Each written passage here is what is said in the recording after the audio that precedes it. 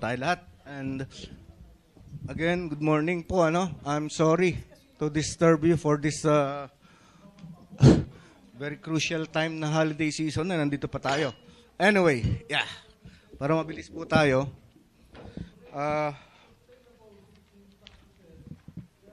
Ms.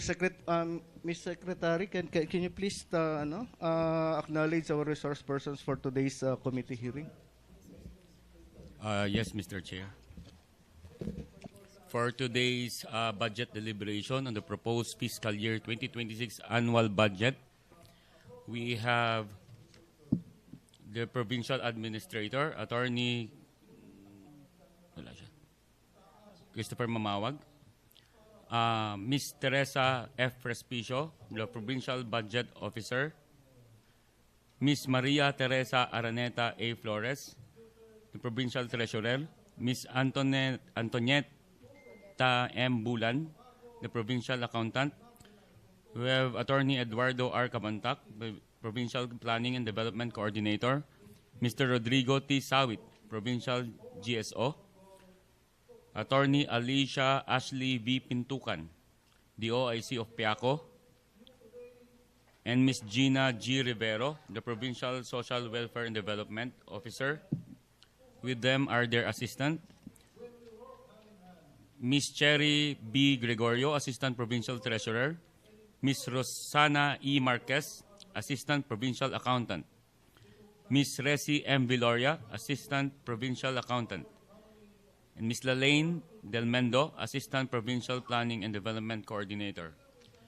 We also have Jesusito G. Cagyal of the Provincial Treasurer's Office, Edmar Oyani of PPDO, Joy Alabon of PPDO, Josephine I. Bulayo of PSWD, Maria Lorena Batoon of Lingap Center, SWO3, J.Ann T. Cornelio of PPDO, Brenda P. Ordonez of PPDO, Marjorie B. Maniquez of PPDO, and lastly, Jerry L. Carabacan of the Accounting Office. That's all, Mr. Chair. Thank you, Mr. Secretary. Anyway, for this morning's hearing, we will dispense with the calling of the roll. Okay. To start the ball rolling, or just to set yung proceedings natin. Okay? We will start with the presentation of the whole budget. Okay? Then from there, we will do the presentation for each and every department. Sandali lang ito. I will assure you, sandali lang ito. We are here para hindi po andito tayo not to question the proposal, okay? Pero sabi ko nga para lang magtutulungan tayo rito, sana wag niyo sa executive department wag niyong isipin na nandito tong mga sangguniang palalawigan para questionin o bawasan o ano. Hindi, wala tayong babawasan dito. Yeah. Let's try to clarify matters lang. Yun lang. Kaya sabi ko nga sandali lang ito. We won't take maybe bukas lang tapos na ito eh. But kung kaya nating tapusin ngayong araw, mas gusto kong matapos ngayong araw na ito. Okay? Yeah. Thank you very much. Ma'am Tet, siguro we can start.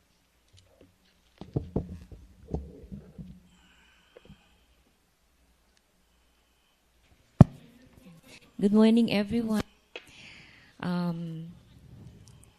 The honorable members of the Sangguniang Panlalawigan, good morning po. To start this, for fiscal year 2025, the province has a combined total of 6,006,000,000 from NTA and estimated local receipts. For 2026, our projected combined revenue increases to 6.547 billion. This represents an increase of 541 million, or roughly 9% compared to the current year's budget. Out of the 541 million increase in projected revenues for next year, several allocations are already pre-committed.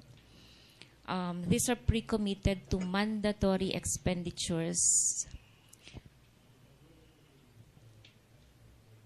First, we have, among these mandatory expenditures, we have the increase in EDF amounting to about 151 million, an increase for the LDRRM, the Disaster Risk Reduction Management Office, of 38 million. Another increase, a mandatory increase in gender and development amounting to 27 million. And the last would be the increase in personal services, the mandatory increase due to the SSL of 2024, amounting to 76,926,000. All of this totals to 293,577,000. We are already left with 247.89 million na lang. Of this amount, 62.96 went to the requests from the legislative offices. The balance would be 184,931,000.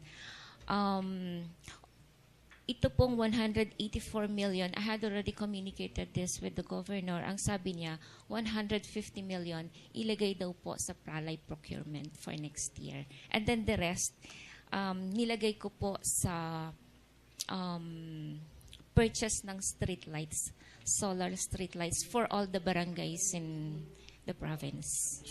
The 150 million included na dito dun sa Pralay procurement. Opo. Nandito na. Sa EDF o sa MOE? MOE po. Okay. And then another po sa EDF. EDF. Yeah. Meron rin po. Okay. Yeah.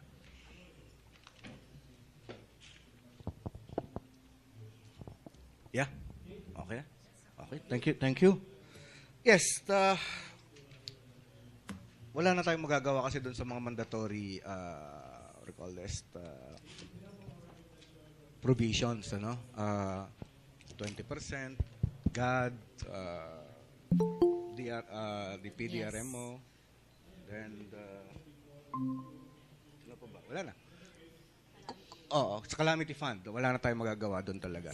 Anyway, ang tanong ko lang, doon sa increase na 187 million, so 150 184 po. 184. Yes. 115 mapupunta sa Palay procurement. Palay procurement.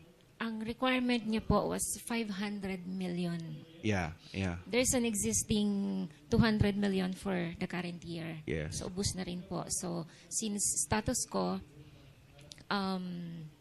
dinagdagan na lang po namin ng 150. Sa Palay procurement. Opo. Kasi mga 3 days ago lang po yung instruction niya na Yeah. 500.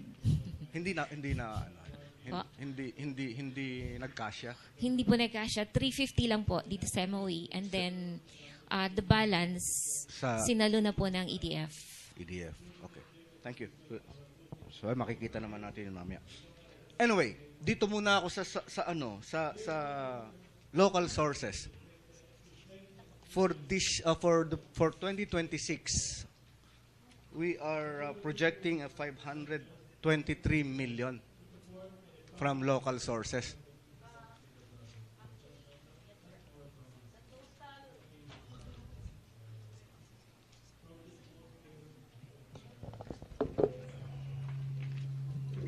Actually, sir, I have a presentation. Yeah, yeah.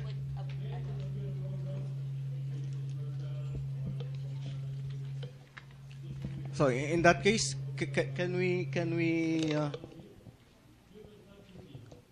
pwede yung presentation ni treasurer?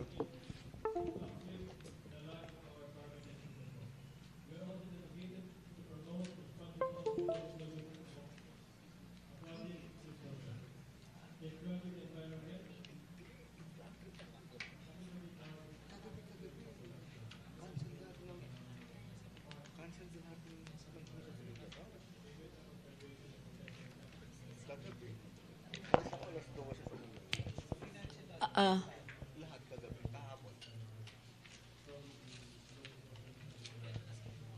I have submitted, sir, my receipts program to the provincial budget office. That's why our good provincial budget officer has incorporated that in the annual budget.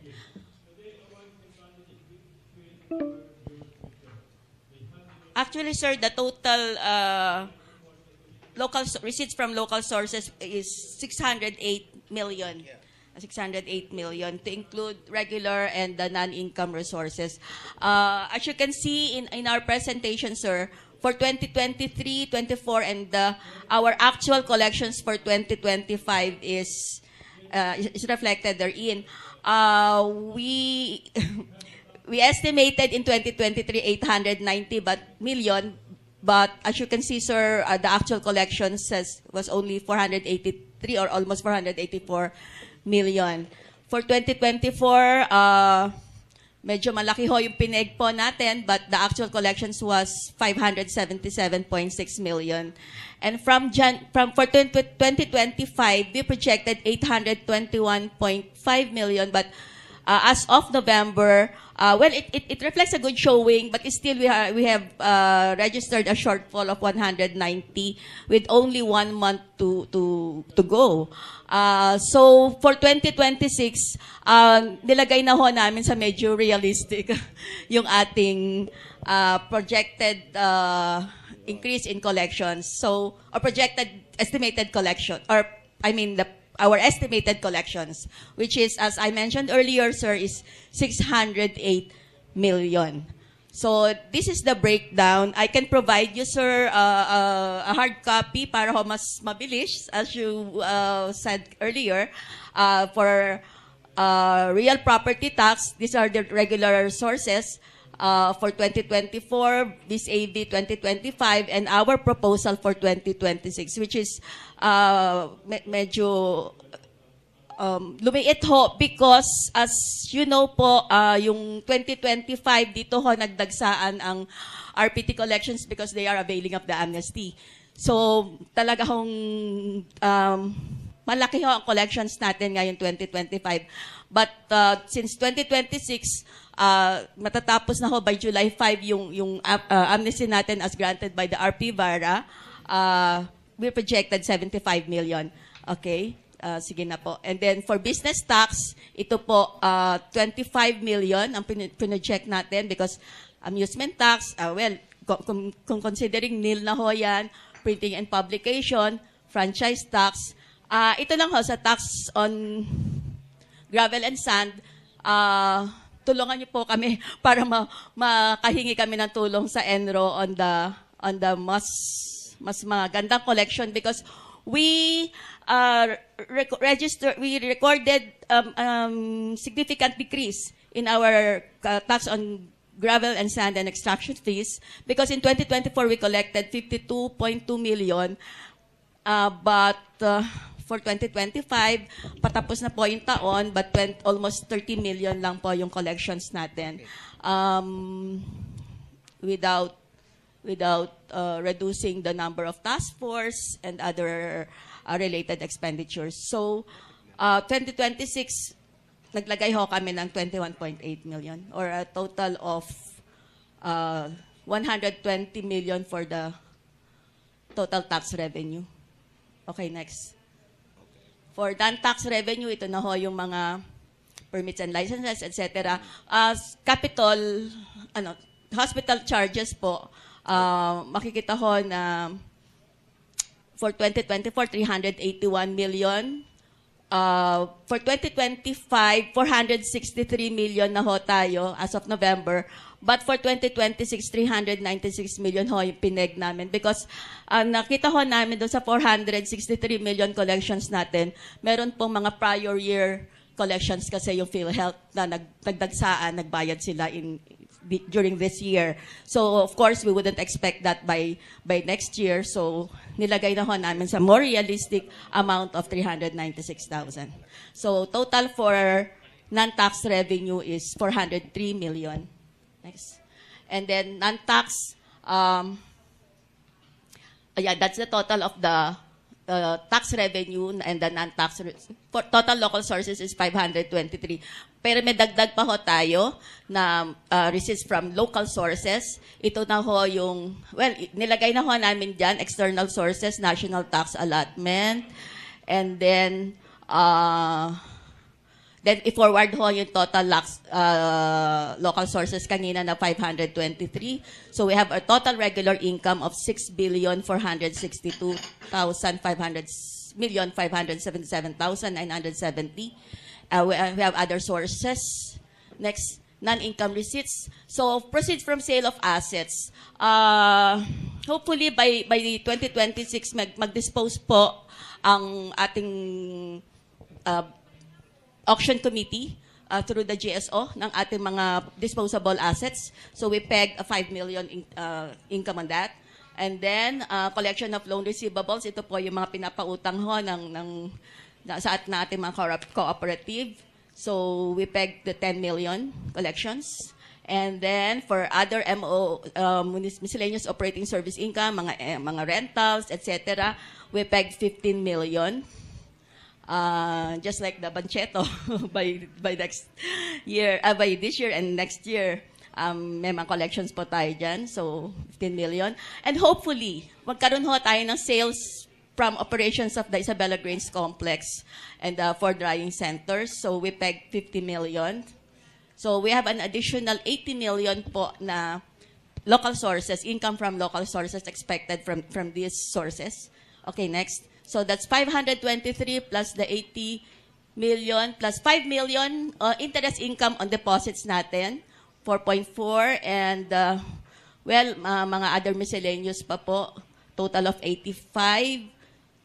Hence, to add to our nata of 5 million something kanina po, so we have a total available resources for appropriation which is submitted to our good budget officer of 6,547,577,970 pesos.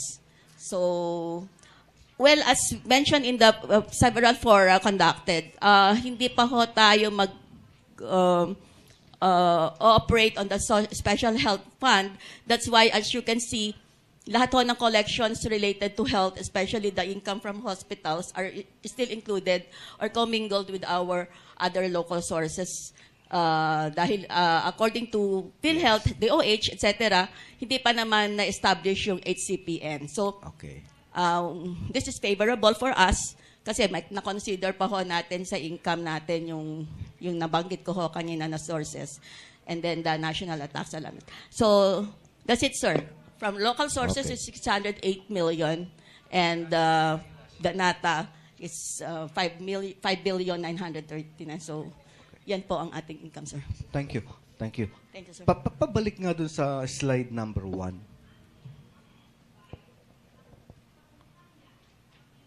Yan. Yan. So, for 2023, your actual collections was 483. 2024, 577. 2025, 630. So, kung makikita mo naman, lagi tayong nag-i-increase. Yes, sir. On a year-on-year basis, nag-i-increase tayo. But bigla nung 2026, biglang naging 600 plus lang yung inyong projections. So kasi tignan mo ha, 483, naging 577, there's about 25% increase. 577, naging 630 million. So that's about 15% increase. Pero pagdating ng 2026, we are proposing mas mababa. Bakit? Sir, as I mentioned po kanina, doon sa breakdown ng ating mga sources, especially on RP, the biggest slices are RPT. We projected a decline na po. Of 5 million. Because of Of, the... of 5 million. Yes, sir. And then sa hospital nga po, yung sinasabi ko pong bulk of the increase of the collections of hospital for 2025 are the PhilHealth prior year collections. I mean, related to prior year services. So, dumagsa po ngayon yung mga response of PhilHealth to the motions for reconsiderations ng ating mga hepe. Kaya nga ho, nagbayad po ang PhilHealth ngayon. But these are for prior year benefits. Billings. Okay. So, ngayon, for 2026, syempre ho, yung regular Okay. hospital services na lang. Can I ask, for 2025 collections, magkano sa hospital income na, let's say we'll just call it income from our hospitals, magkano yung prior year collections doon? I don't have the figure Ah, now, okay. sir. But anyway, I have also a breakdown of the hospital collections. Yeah, saw- please nga kung meron. Yung breakdown mo ng hospital collections. Wala ba?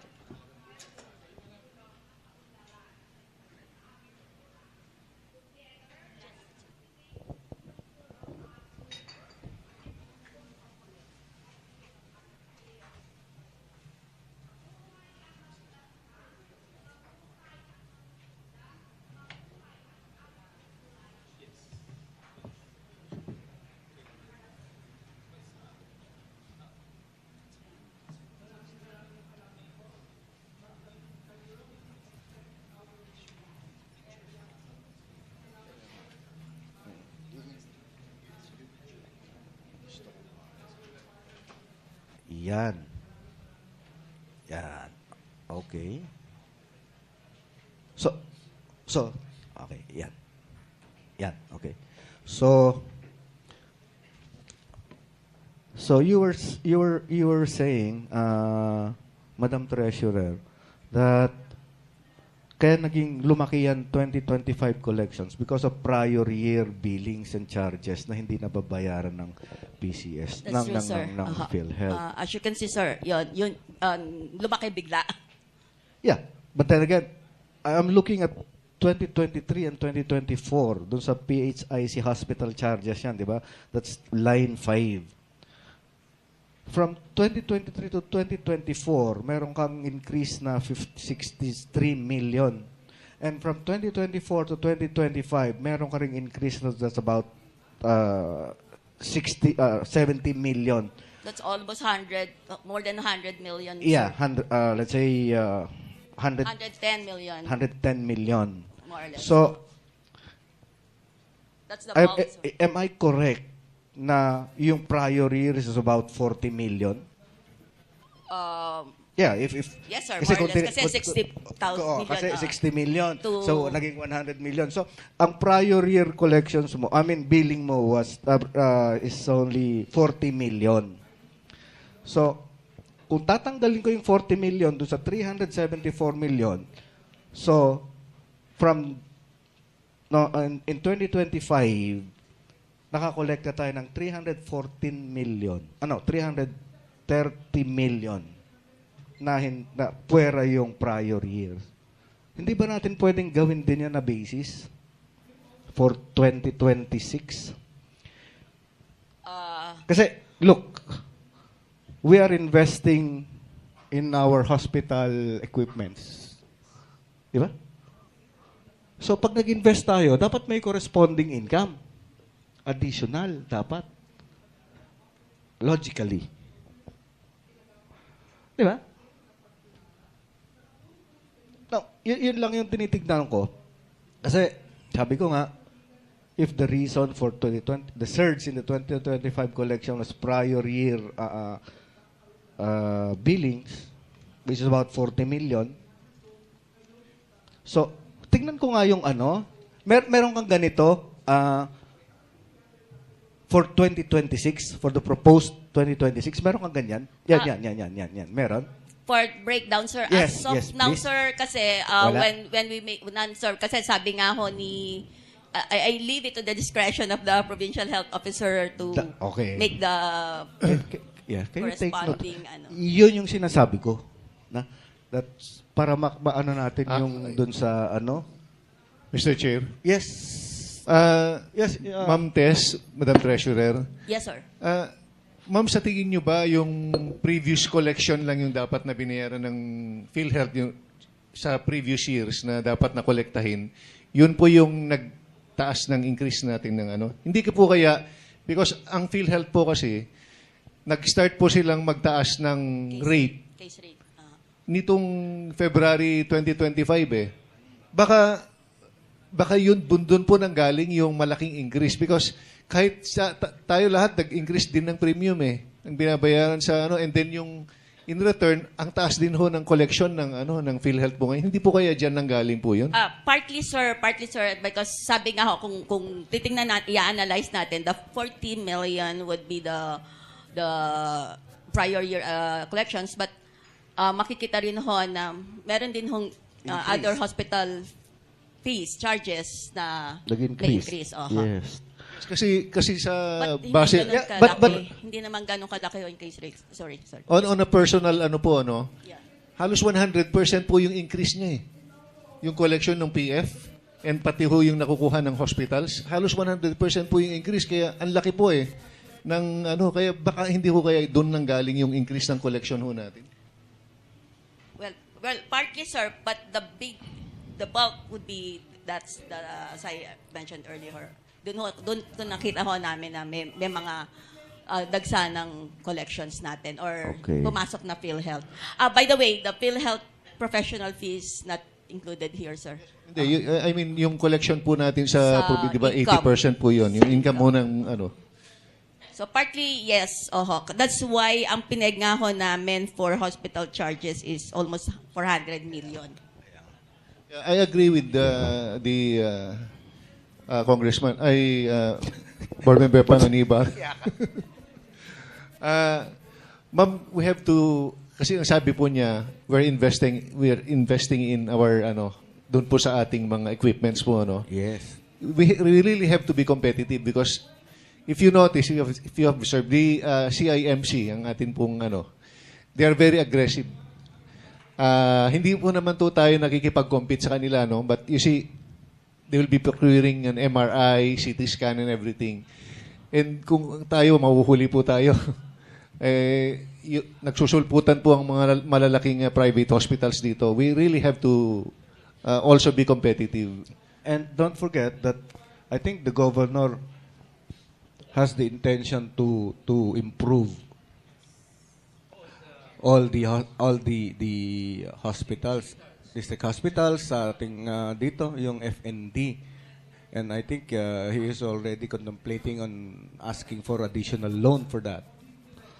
Ewan ko kung nailagay na rito, wala pa. Yeah. So, pero Ma'am Tess, sino nagbibigay ng kayo po ba o yung sa alang estimate si provincial health officer natin? Yung budget na ho nila per office, per hospital po. No, for this income, itong natin ito. Sila ba ang nagbibigay sa atin 'yan o kayo po? Ito na ho yung actual kasing collections. So yung budget estimate for this, sir, yun na ho Yung actual collections natin. Actual collections. Pati ang nakita ko 'yon. Ito 'yan, di ba? Yes, sir. Okay. Interesting. So, kaya ang total collections mo was 465 million. Ayun, PHIC collections, 374 million in 2025. Okay.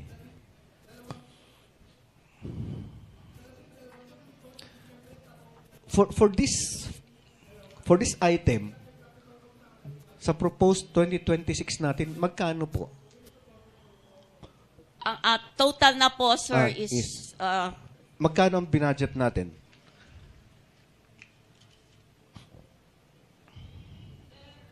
uh, 4 million for certification fees Oh. and 396 million for hospital fees and charges po. So, okay, 300? 96 million po. Okay, bumaba tayo ng 70 million. Kasi dito 463 million eh. Yung sa versus actual collections ha. Yes, sir. Ng 2025 463. Ngayon ang target natin for 2026 is 300 Bali, 400 million po. 400 million. Aha. So bumaba tayo ng 63 million. Yes, sir. Baka naman binibigyan natin ng rason yung mga ating mga chief of hospitals na hindi ha? Instead of increasing their target, binabaan pa natin versus actual collections. Anyway, Anyway, sir, if you'll get their commitment by when their turn Okay. would be I Okay, will sige, be most please. willing to yeah. increase it. Kasi kahit na hindi natin mahit yung target, at least alam mo yun, ang hirap kasi nung versus actual, binabaan pa natin. Oho. 'Di ba?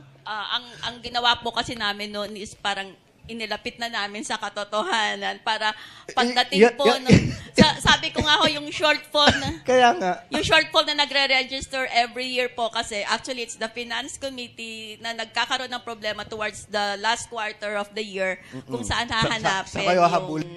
yung sa nanghabol. Pero, I don't know if you will agree with me, mas gusto ko naman na increase natin ng konti lang kaysa naman ibaba natin doon sa actual. Para tayong nagsasabi na suko na tayo. Yeah, board member is recognized. Thank you, Mr. Chair. Good morning, everyone. Siguro po, tama. Let me just pick up yung kwan dito. If we were to look at the kwan kasi dito, don't we think that we are too conservative right now of coming up with a proposed budget over the 2026 proposed budget compared to the prior years natin dito? Kasi kung makikita niyo po dito, pwede po bang balikan lang yung slide ng comparative collections natin dito nung kwan? Hospital collections, particularly the hospital collections. Apo. Kasi kung hindi ko alam kung ano yung propose nila for this 2026. Yan. Okay. Kung makikita mo dito, from prior 2023 to 2024, difference of, ang laki nito, increase nito around 24%. And then yung actual collection natin ngayong taon, up to November, it's because, sabi nga dito from PhilHealth dito, we anticipated PhilHealth, but this is around 29% difference of prior year. So that's around 5% lang yung sinasabi nating increase of a bulk increase from PhilHealth most likely. Kasi meron po tayong 24% from prior year na eh. So we take that as a ballpark figure of how much we get an increase every single year. Tapos yung additional na bulk siguro ng 5 years. So itong actual collection nito, if we, yung sabi ko, pipick upin ko po yung kay Mr. Chair dito kanina, if we would like to encourage yung atin dito because we don't want to be complacent of like easily getting a target parate. If this is reasonable, dim reasonable naman to come up with an actual correction right now, yung actual collection that we do. If we could be that 465 na sinasabi nating actual collection from PhilHealth alone, that would be a big help also in the province, just in case. No, the 374. 374. But the 374 from PhilHealth. I think that yung kasi yung actual collections lang po kasi yung kino-compute ko kanina na increase din natin in totality. So that's around 5% kung sinabi nga natin dito sa PhilHealth. Malaki po ito. Pero malaki rin ito ang magiging ambag nito doon sa ating pwedeng magawa pa dito sa lalo na sa modernization ng hospitalization natin. And considering nga sabi ni board member Anyas na nag-increase yung tawag mo doon? Case rate lahat. Yung case rate lahat tapos yung fee reimbursement nag-increase yun. Kailan? This year lang? Oh, if this year lang, dapat ma-incorporate yung increase na yun for next year. Well, anyway. So, sinong right, na matanong natin dito? Sila? Yung Sige po. Okay. Sabi Oo. ko nga ho kanina, once I get up their commitment po, kasi we had a budget deliberation executive department last time. So, yan na po. So, but if basing on your inputs, if you can get the commitment, then yeah, there's no problem on that po. Yeah. Okay. Thank you. Thank you so very much. Yeah. Thank you po. Thank you po. Oh, hindi tsaka sa palay procurement ni Gobo. Ano pa natin? Anyway. Thank you very much, Ma'am Ter. Thank you. Okay. Dito pa para matapos natin yung malalaking the 20%, I would like to go to the 20%. Wala pa po si... Yeah. Magandang umaga po sa ating lahat. Next, we will discuss the 20% para matapos. At least 20% o 80% na lang yung naiiwan.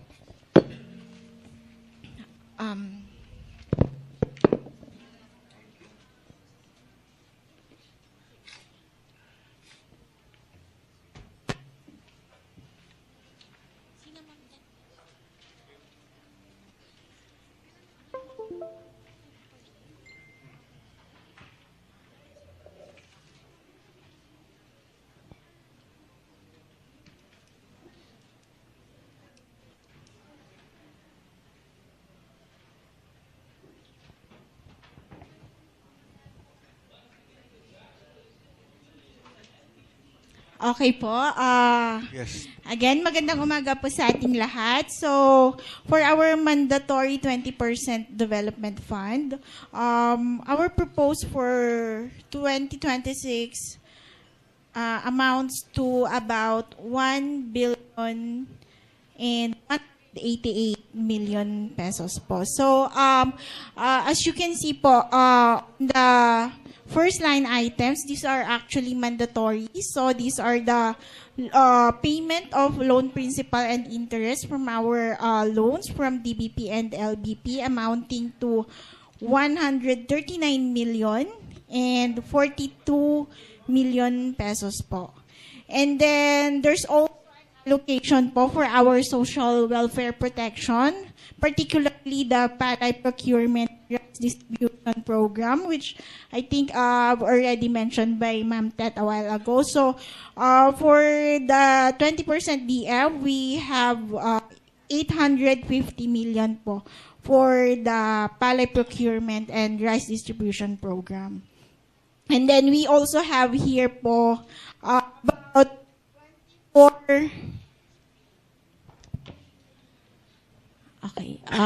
we also have here po about 24 million for the Philippine Rural Development Project or the PRDP counterpart of the PGI. And then we have road maintenance of 5 million pesos. And then the remaining po, which is about or more than 127 million, we put it under line F, which is infrastructure. So this, as you can see from your copy po, it has been lump sum muna.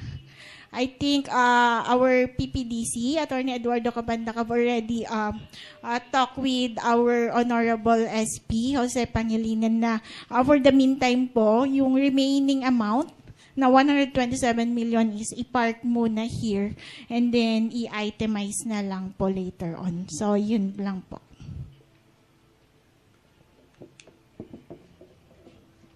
Mr. Chair. Thank you. Yes. Question lang, no? Kanina kasi sabi ni Ma'am Tet, nakalodge na rin yung ating mga programa ng ating governor dun sa mga solar lights. Dito nakasama yon sa 127 million, tama ba? Hindi pa po, sir. For the 127 million, i-itemize pa po siya based dun sa, meron po kasing shopping list na na-approve. Yung most of, meron po akong copy dito na approve po ni Gob. Pero pipili pa din po kasi kung ano yung mga priority po. Exactly. Yan po. Yeah. Okay. Pero yung sinasabi nila na solar light, wala rito. Hindi ko alam kung saan nakalagay pa. Yun. We will go. Mamaya, pupunta tayo doon. Anyway,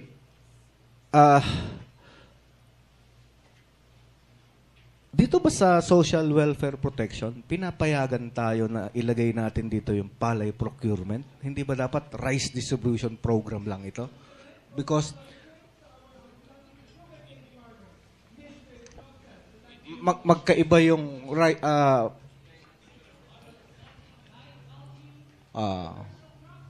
kasi may second question ako dito follow-up question. Do we have the accounting department here?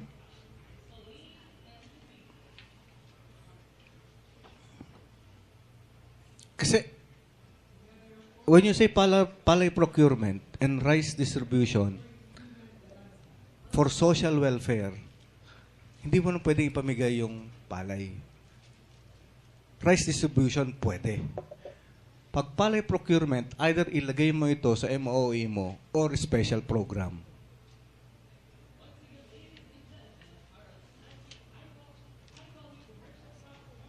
Because if para maano natin yung procedure dito, of course, kasama ito dun sa binibili nating palay, ginigiling natin, and then ipamimigay. Yes, sir. There's a separate account po for palay procurement. Exactly. Hindi po siya nakasama sa rice distribution. Bakit natin sinama dito?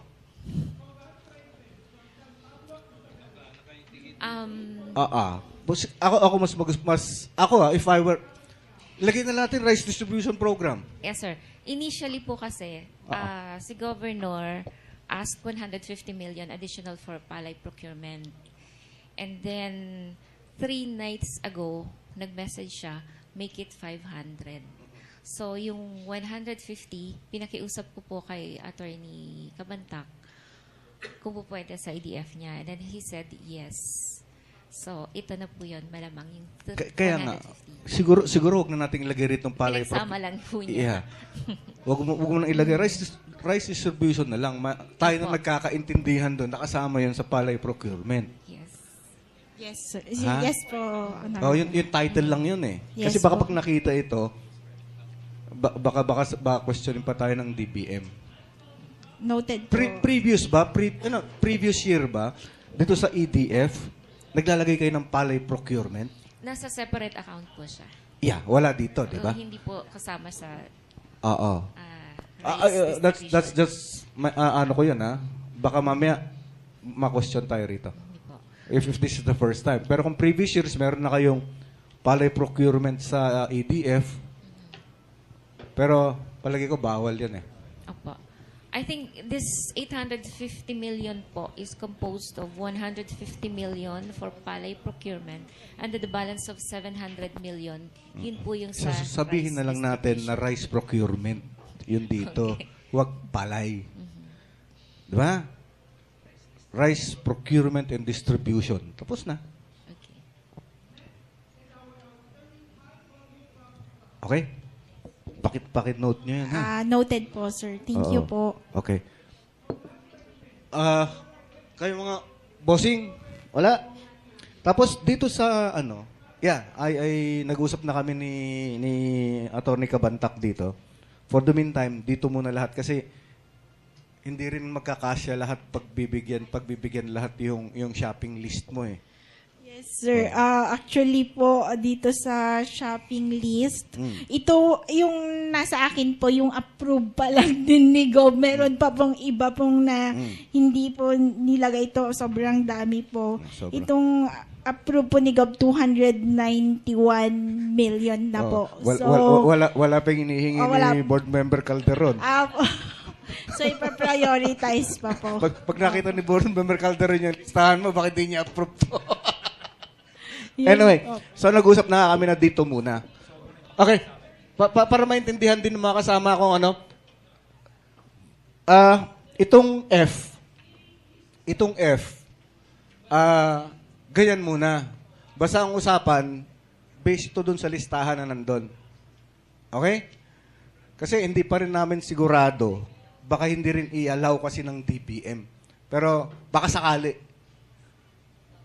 O kasi ano rin naman eh, kung ako magdidepensa sa DBM, separate line naman yan eh. Wala nga lang yung detalye. Basta, sabi ko nga, wala namang problema yan. Basta ang pupuntahan, roads, bridges, drainage, or whatever. Basta nandito lang. Yes. Yes, Mr. Chair, Delvis Advocate, through experience. But over the years, siguro po, nung ako ay mayor ng Rojas, yung dito kasi they wanted to be specific. So Yes. baka yun yung magiging question talaga natin dito. And I know it has been given an observation here, sa inyo din naman dito, na they wanted specific. So ang parating ginagawa na lang na practice namin dun sa amin is you have the wish list, di ba? Yes. Ang siguro wag na lang natin questionin man tayo dito, wag na lang natin gawin na ikalat muna sa mga munisipyo na nandun yung pangalan nila. Yes. Ang gawin mo, ilagay mo na lang din dyan specific items na nakalagay, and over the years, over the course of yung ating dito, you need to make sure na which one is the top, yung priority na lang natin dito. You prioritize every dito that needing yung, para dito sa infrastructure na to, yun ang gawin nyo para kung magkaroon naman tayo ng reprogramming doon sa dito, halimbawa, end of the year, at least hindi rin masakit sa mata nila na kasi ang sasabihin nito parating findings dito ay sasabihin, don't you have a complete na or a comprehensive plan dito ng utilization nitong infrastructure ng EDF eh. Kaya nakakahiya din na magre-reflect na tayo wala tayong talagang listahan ng priorities natin. Diba? So you have to list down kung sakali man. But this is, as the chairman just said, okay naman ito ngayon. Pero pag hiningan tayo dito ng specific Ready mo lang. item, i-ready mo na ito na yun yung ipapasa natin. As to yung priorities nyo na, syempre, with the approval of the governor, because sabi natin dito, siya ang may final say dito, as to your priorities and suggestion dito, yun na lang ang gawin natin. Ha? Okay, thank you. Okay. Yes. Dito sa PRDP, approved na ba ito mga ito? Lang PRDP? Na sa PRDP projects nito? Ito mga warehouse? Ha? Sinong ano? Sino? Sa agri? Yung PRDP po kasi I think we can Engineer Veer help us here kasi Sino? we're not so familiar po dun sa PRDP items po. Kasi ito na yung provincial counterpart. So ibig sabihin, more or less approved na ito. Are we certain that this is already approved by the DA? Sinong pwedeng sumagot?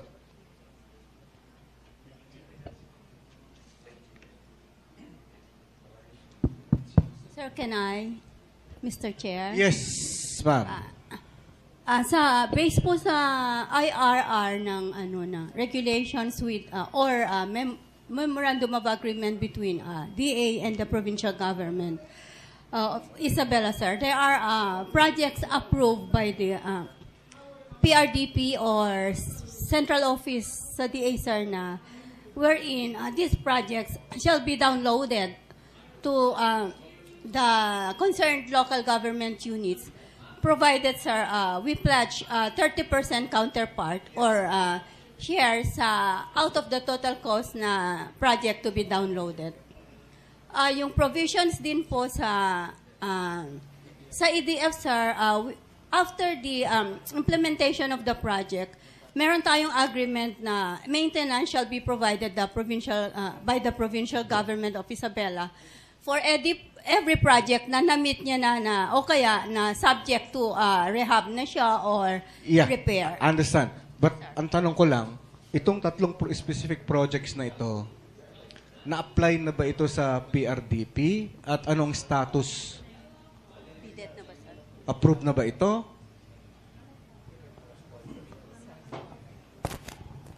Or are we still planning to apply under the PRDP program? Kasi under the PRDP program, nagtaas na sila ng ng counterpart. Dati 10%, ngayon 30% na.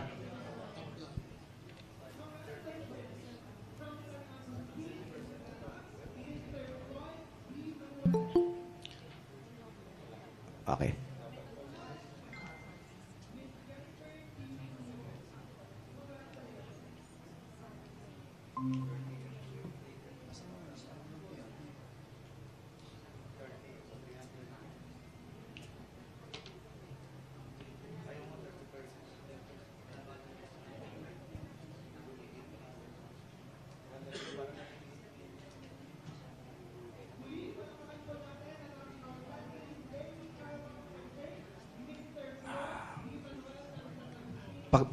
Paki-ano yung status nito, ha? Yeah. Noted po, sir. Okay.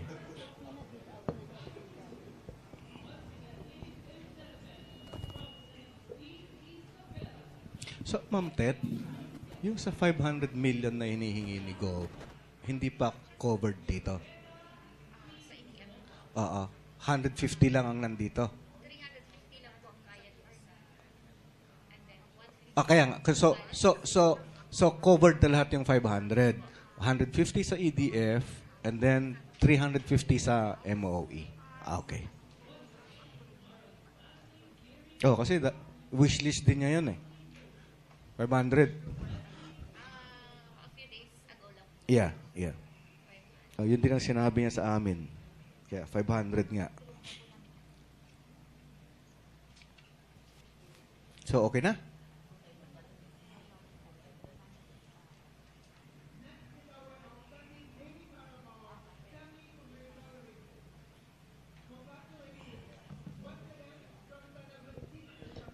Sir, based from information from Ma'am Sally, the Action Officer of PPMIU, all these 3 projects are already prioritized by DA and patapos na daw po yung mga designs and also parang good as na po siya, approved na po. Sige. Yeah, that's good to note. Anyway, okay, so any questions dito? May clarification? Yeah. May nagtataas ba ng kamay doon? Hindi pala. Kala ko nagtataas ka ng kamay mo. Nagkukwentuhan lang pala kayo dyan. Anyway, if wala na kayong questions dito sa doon sa 20%? Wala na? Okay, wala na. So, prove na to. Next. Okay, dito na ako sa governor's office. Yes.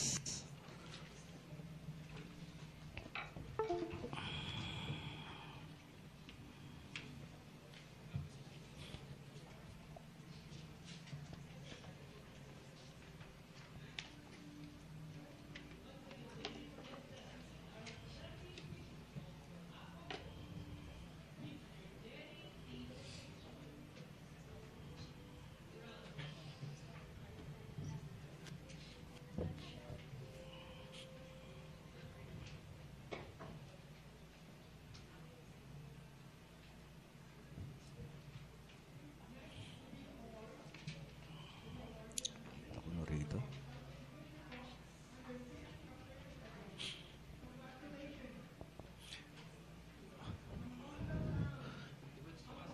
Ma'am Tet, dito meron pa ring RISE grant na 60 million.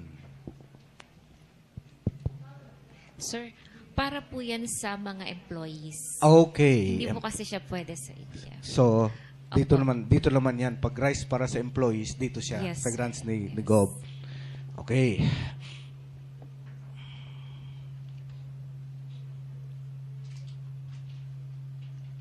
Okay. Dito sa dito aid to marginalized farmers, farmers affected in support of blah blah blah, procurement of farm produce, price subsidy na 350 million. Yan po yan. Ito na yon. Yan po yan. Yes, sir. Okay. Okay. So, Sa MOE, hindi. Iba pa yung sa MOE? O ito na yon. Ito na yon. So wala tayo sa MOE. Dito na nilagay. O yun ang sinasabi ko. Kasi nahanap ko sa MOE nawala. So okay tayo ron ha? Instead of lumping it in the other MOE, dito na talaga. Okay. Kasi yung pinagtatalunan namin ni Attorney Cabantac din. Dun sa, bakit nilagay mo rito sa MOE? So, good na nandito na sa grants and donations. Okay. Mas okay ako. So, 350 plus 800, 350 tapos 150. No. Total na, 500 sa rice procurement and then palay procurement, 500. Tapos yung rice, ilan?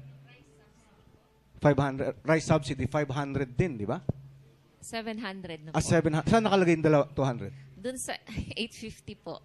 Nilam po kasi. Okay.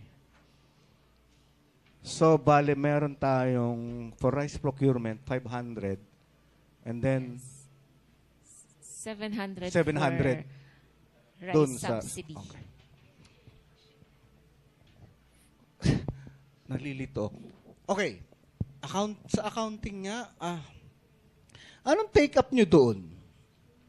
When you binili mo yung palay, rice procurement, di ba?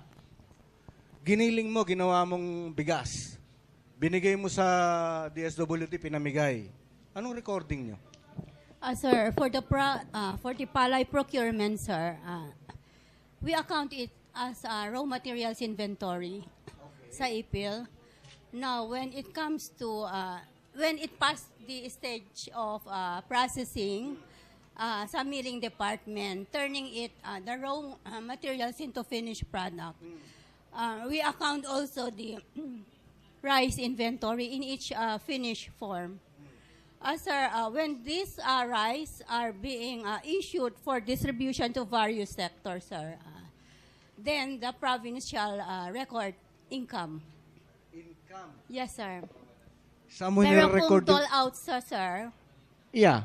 kung other, siguro, pero ngayon, sir, income na natin so that para yung ipil natin, sir, mag-generate naman ng income for the finished product.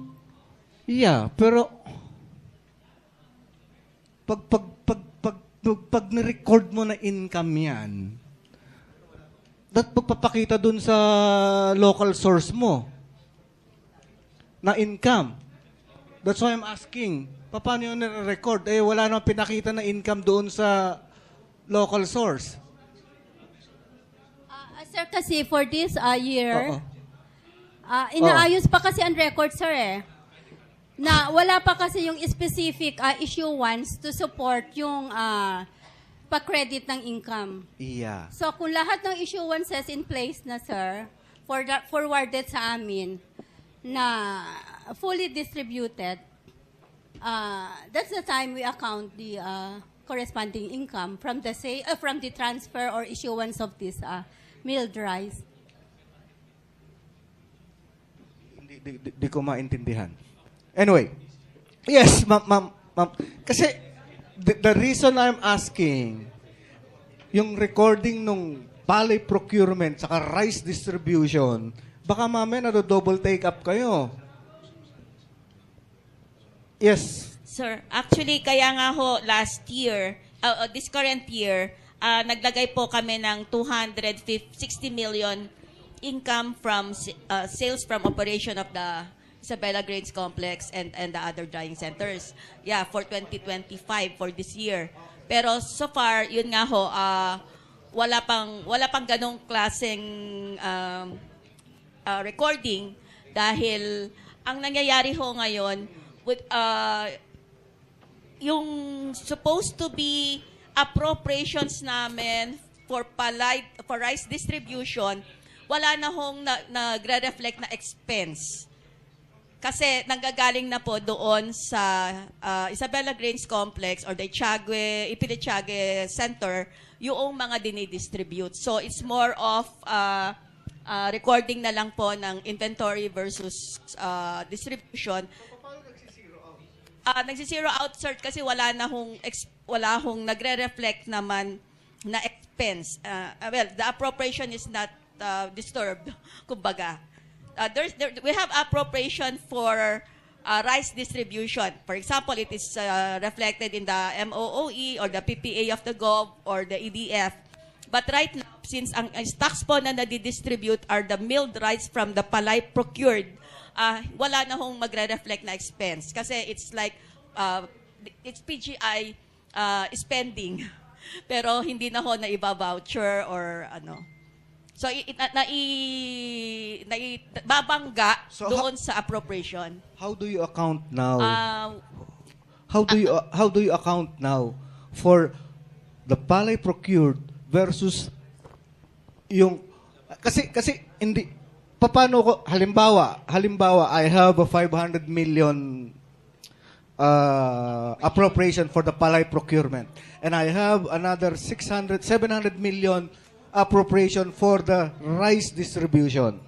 But then again, yung part ng rice distribution program ko, nakukuha ko dun sa palay procured and milled.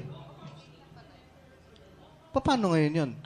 right now, sir, Pareho silang may appropriation. Oho. So, pero paano mo i-account na yon na yung binili ko, naubos, let's say, yung palay ko na binili ko na 500 million, naubos. Naubos. Oho. Ilang rice siya? Naging ilang rice siya? So, sa accounting records na po yun, inventory nila po. Yun Yun na yung nga nire-reflect na ho Kasi ng accounting. Hindi naman, kasi pag giling mo noon, may mga losses, may mga, paano Yes, natin yes, na-account yun? Sir, Wastage.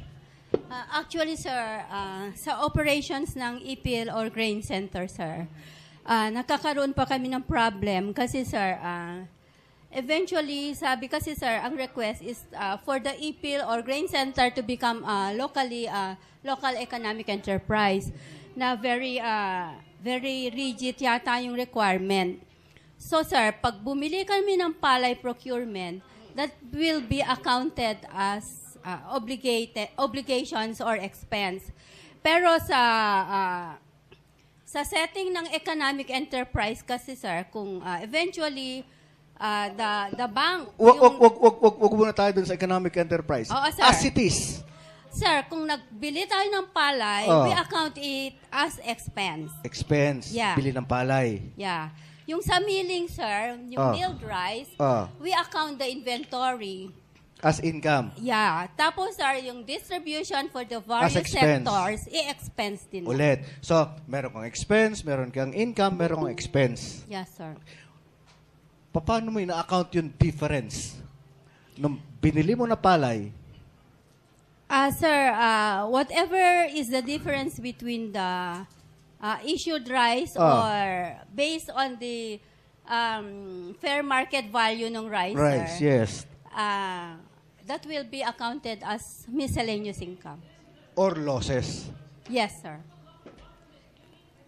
Either miscellaneous income or Paano yung nakokontrol yun?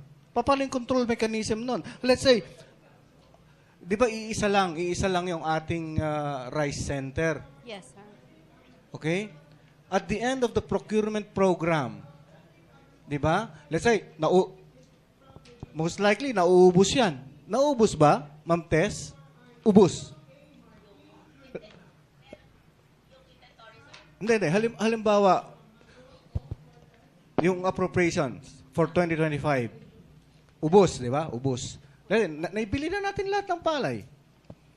Paano natin ngayon, anong control mechanism na yung nabili nating palay is equivalent doon sa napamigay natin na bigas? May recording naman po, sir, sa mga distributions po. Yun yung sinasabit sa accounting para ho ma-reflect nga ho nila. At what price? Sir, ang prevailing price for milled rice is 55. So, yun ang nire-record nyo. Yes, sir. Okay. So, paano ngayon yung difference? Yung miscellaneous losses ba yan? Miscellaneous income? We've been doing this for quite some time. Ano ngayon? zero out lang o meron tayong miscellaneous income or meron tayong miscellaneous losses? Sir, hindi pa natin nakikita as of this, sir. Pag year-end, siguro, sir, makikita na natin kasi nag-start na, nag-operate ang IPIL na magkaroon ng parang income, sales revenue for the issuance ng rice. So, makikita natin, start tayo ngayon, sir, sa 2025. Nag-start sila ng last quarter of this year. So far, sir, hindi pa natin makikita yung real picture. Okay. So, but for the meantime, let's say previous years, hindi natin alam kung meron tayong miscellaneous losses or meron tayong miscellaneous income.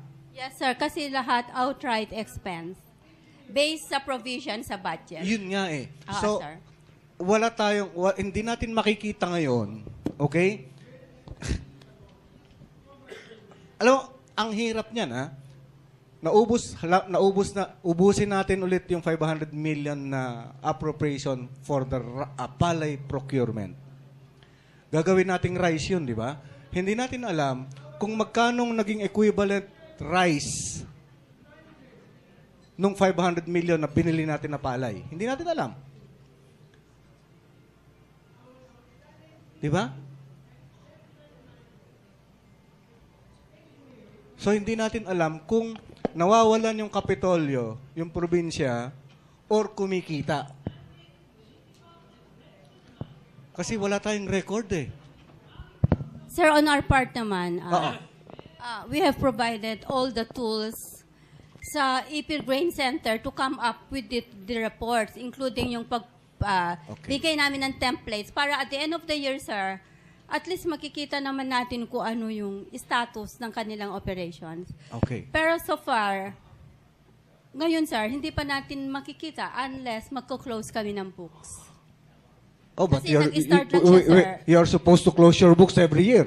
Hindi, sir. Kasi Di ba? nag-start tayo nung talagang realistic operation niya. Last quarter na sila nag-umpisa, sir. Okay. Okay. So, if I were to ask the accounting department for 2025, for 2024 na lang. Sir, we cannot assure na meron data na income for 2024 Because? kasi expense lahat. Hindi expense nga pwedeng expense lahat eh. Kasi, Sir, wala kasing data for us to gauge kung ano yung lumabas na bill. Kasi up to this... ibig sabihin natin, hindi natin bulag tayo lahat. Halimbawa, bumili yung Kapitolyo ng 500 million worth na palay, ang simple lang ng tanong ko, ano yung equivalent value ng rice na nanggaling dun sa 500 million worth na palay?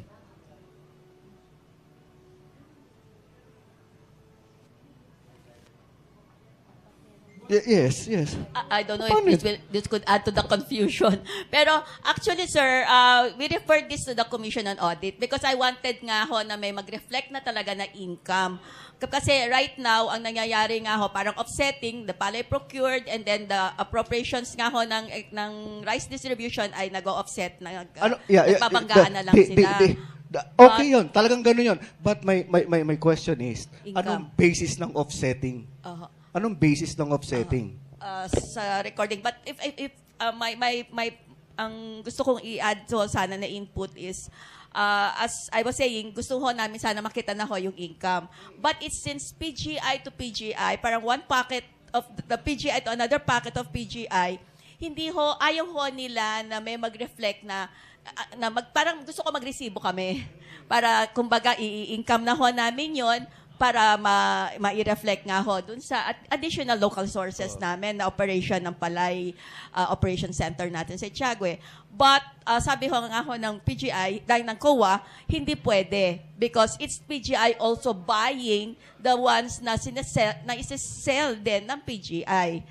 So hindi ho nangyari yon. So for this year na hindi pa establish yung local economic enterprise, ganun ho ang nangyari. Yeah, but then again, yun nga yung tanong ko, for the meantime, na walang local enterprise, paano natin ina-account? So, hindi ko paano natin malalaman kung losses yung 500 million worth na palay ko, naging 500 million worth na bigas? Paano ko malalaman?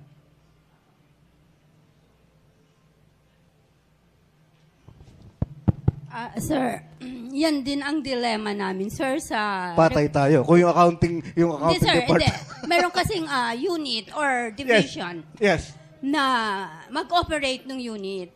So, sila na nag-ooperate, sir, dapat i-provide lahat nila yung data sa amin for recording purposes. Saan nagre-report saan nagre-report ng kanilang mga records yung palay center natin? Meron kasi sa dapat Under what department siya sa atin dito? under siya sa originally, sir, under siya sa Office of the Provincial Agriculturist. Pero ngayon, sir, tandem na siya with PEDIPO.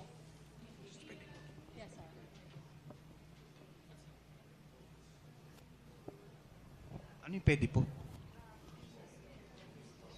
Sir, siya yung head ng Economic Development Office. Okay. So, meron tayo noon. Sino yun? Wala siya? Bukas pa. Okay. Interesting. Yun yung question ko. Otherwise, I will be constrained to file a resolution to investigate what's happening. Kasi hindi naman birong pera ito.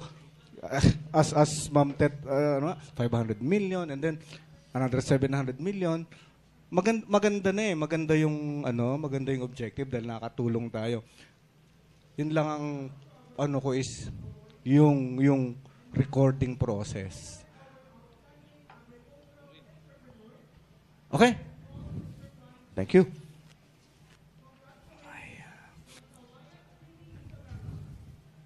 Okay. Sinong gustong next? Sino yung gusto matapos na? Para madali tayo.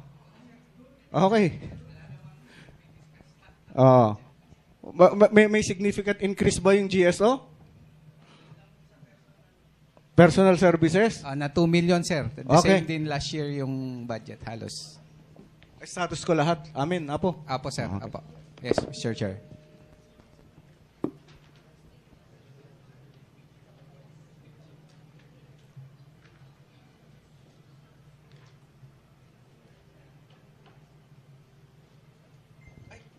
Para generally. Doon sa PS ba, okay na sa SSL to?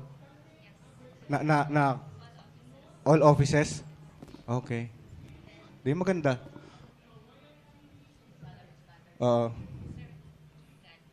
God. Okay. Next daw, God. Oh. Sige. Oh my God. The Honorable Presiding Officer and members of the Sangguniang Panlalawigan. Good morning po. For the GAD, a total of 327,378,899. 5% po, yes po. And bali 12 po ang implementing or responsible offices. Bawat item po, sir, per-present ka. Yung first po na program is the Bro for Education Scholarship Program. The implementing office is the PGO-PYDO. A total of 195,687,658 for 32,000 scholars. Then we have the aid to individual in crisis situation po, financial assistance for individuals and families. Implementing office is the Provincial Social Welfare and Development Office, amounting to 50 million. Then we have the operation of the School for the Blind, located at Kawayan, Isabela. 26 po yung ating mga estudyante po. Proposed budget is 2,269,600.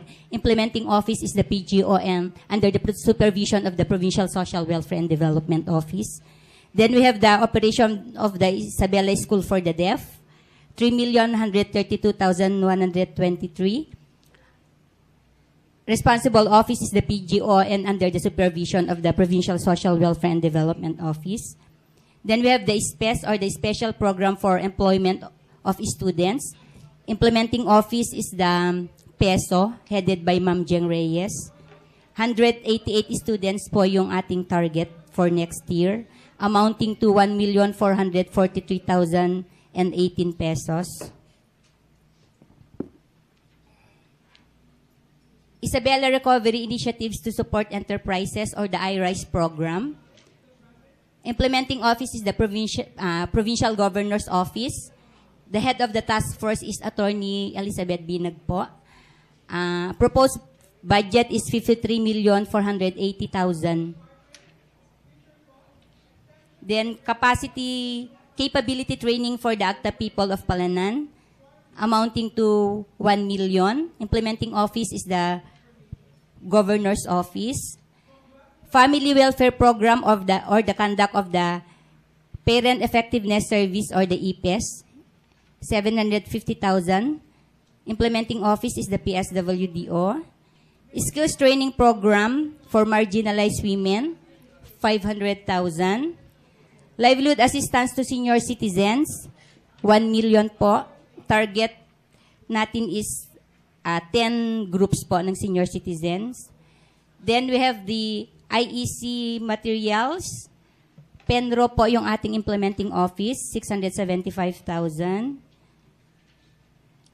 Capacity development, livelihood, and skills enhancement, or CUM benchmarking activities under the Isabela Ratan Processing and Shared Service Facility. Implementing office is the Penro, 450,000.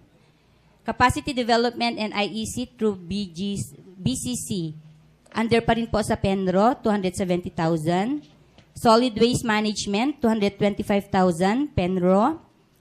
Human resource development, capacity development, HRMO po, 150 po yung target na PGI employees, 400,000. Health and wellness program for employees, PGO HRMO pa rin po, 1,350,000. Employment welfare program, under pa rin po sa HRMO, 500,000. Continuing development of the Isabela Coastal Primer and Integrated Coastal Development Plan, under the Isabela Coastal Development Office, 300,000. Mainstream gender sensitivity in the governance of marine protected area networks, IGDO pa rin po yung implementing office, 250,000. Formulation of the ancestral domain, sustainable development and protection plan for the 4 coastal municipalities, 500,000 under IGDO. Climate change resiliency and sustainability program seminar workshop, IGDO po, 300,000. Livelihood cooperatives and entrepreneurship program, IGDO, 250,000. Month of the Ocean celebration, 200,000. Agriculture and livelihood support program, 200,000. Leadership and capacity development program, 200,000. Sierra Madre Appreciation and Environmental Protection Program, or the Sierra Madre Day, 150,000. Digital building for coastal and indigenous women in storytelling, videography, and documentation, 250,000. Women and Indigenous Peoples Cultural Development Program, 400,000. Then for the IPHO po, the National Immunization Program, School-Based Immunization, 560,000. Non-Communicable Disease Program, 300,000. Adolescent Health and Development, 350,000. Population and Development Program, 350,000. Population and Development and Family Planning Program, 300,000. National Tuberculosis Control Program, 270,000. Nutrition Program, 375,000. Nutrition Program pa rin po, Procurement of Hide Boards, 451,500. Lifestyle-related Disease Control Program and Population and Development Program, 300,000.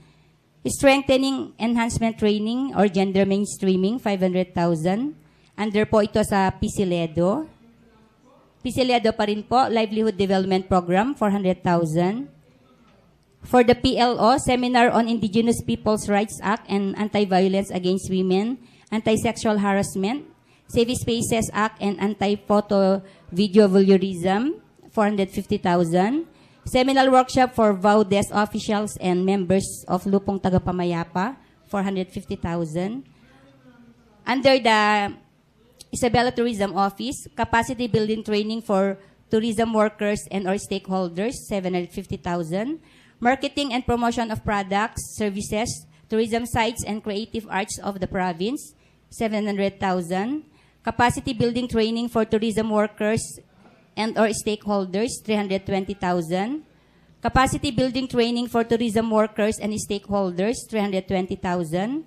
Capacity building training for tourism workers and its stakeholders on basic museology training, integrating gender perspective in curation and museum operations, 300,000. Establish gender-safe spaces, barrier-free tourism and awareness campaign across tourism and museum facilities, 400,000. Under the Office of the Provincial Agriculturist, strengthening and improvement of quality of processed products in mango, banana, cacao, and pineapple, 1 million.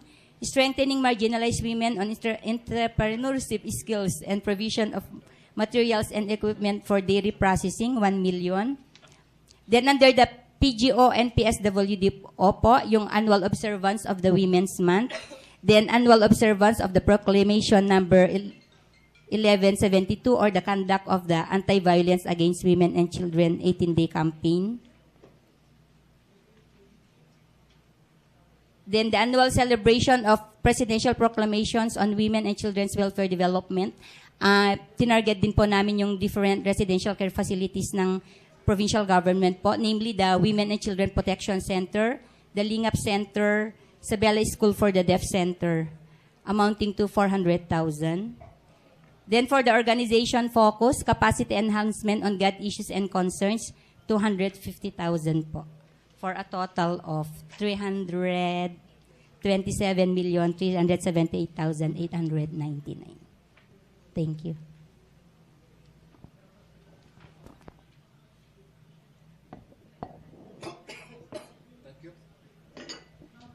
Thank you. So, ang bulk talaga nandun sa bro scholar, ano?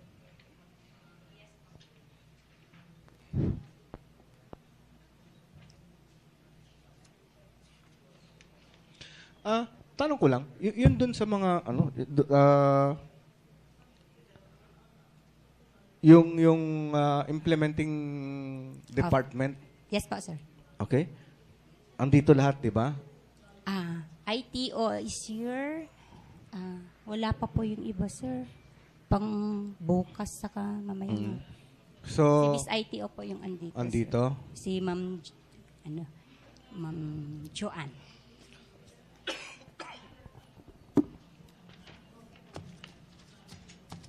So, may tanong kayo?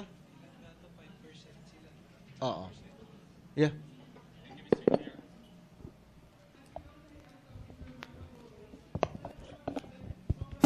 Thank you, Mr. Chair. Ma'am, question lang po.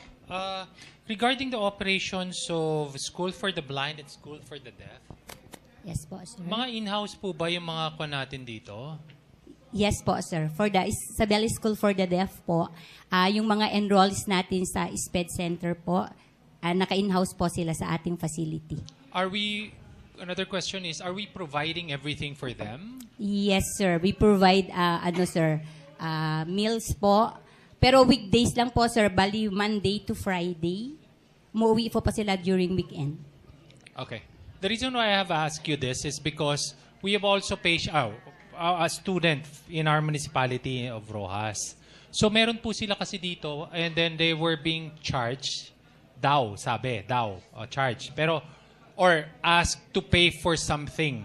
Which is, at some point, sinasabi ko dito, if you would see naman, this is very hard for us to operate such an institution. Mahirap talaga ito. It would be, okay, number one, syempre dito magastos. Kaya hindi po pinanghihinayangan itong number na ito. But I think this is not good enough to operate such an institution. Because we've been operating the Lingap Center of the municipality of Rojas. Our operational costs is around 5 million on average. Depende ito dun sa number of aming resident. So, kung makikita mo dito, siguro para mas mapakapag-provide tayo and if we can increase the number, because this is not a reflection of exactly the number of student beneficiaries that we will be needing to serve.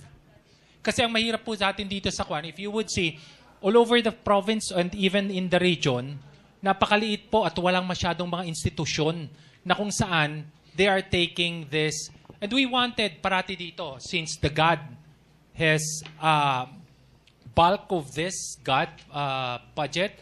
And if you would see, we've been spending a lot in capacity building, training and seminars. Pero kung sabi ko dito, this institutionalized activity or program of the government, sana ito yung mas mapagtuunan natin ng mas malaking porsyento ng atin po dito. Kasi meron po ba tayong ino-operate dito na Lingap Center? Meron po, sir. Okay. Dito pa yung center. Meron Bahay Pag-asa? Wala po tayong bahay pag-asa. That's exactly my point here. Yun Kaya lang, kung third- makikita nyo third dito, part. ang laki ng pondo natin.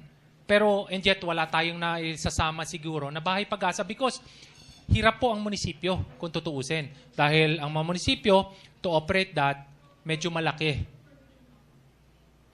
Kaya nga po sana dito, sana sa susunod na budget preparation, if we can consider doing yung ating paglalagay ng mga alam natin na walang katulungan. Katulad dito, if we could also consider, because a lot of times that we would see ng mga kabataan dito, yung halimbawa, yung mga, we have BAUSI kasi, di ba? A protection. But have we come up with a program also with the senior citizen? Halimbawa, ito, halfway home for the senior citizens. Because they were commonly been exploited, abused as well, na wala itong mapuntahan dito.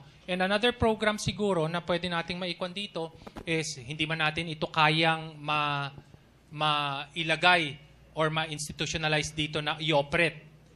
Yung mga program dito ng patungkol sa patulad yung mga daycare or here, yung mga home care system natin, support, na bigyan din siguro natin kasi wala po ako nakita dito sa program that if we can also include that.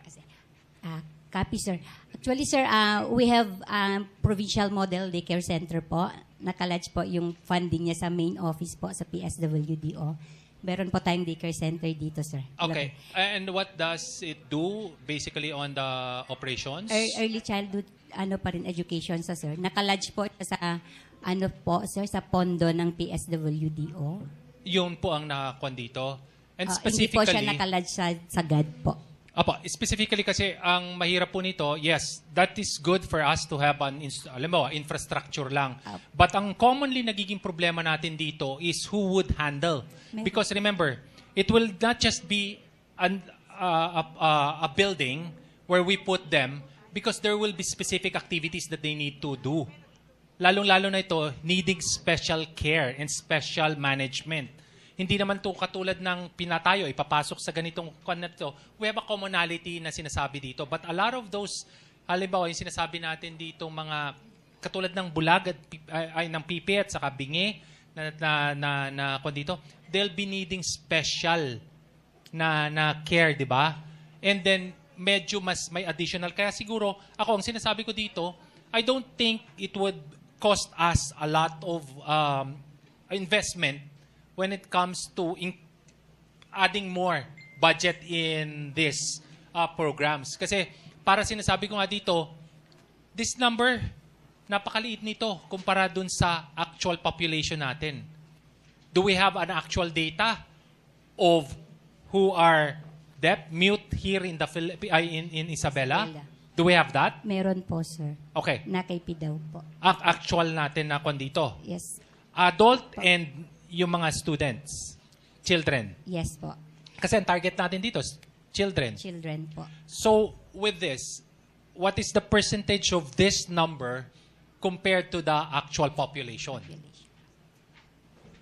Sige, sir. Check Diba? po namin, sir. Apo, hindi, yun ang sinasabi ko. What I'm saying here is, what I'm trying to point out here, if we could increase the fundings, I think it would be better.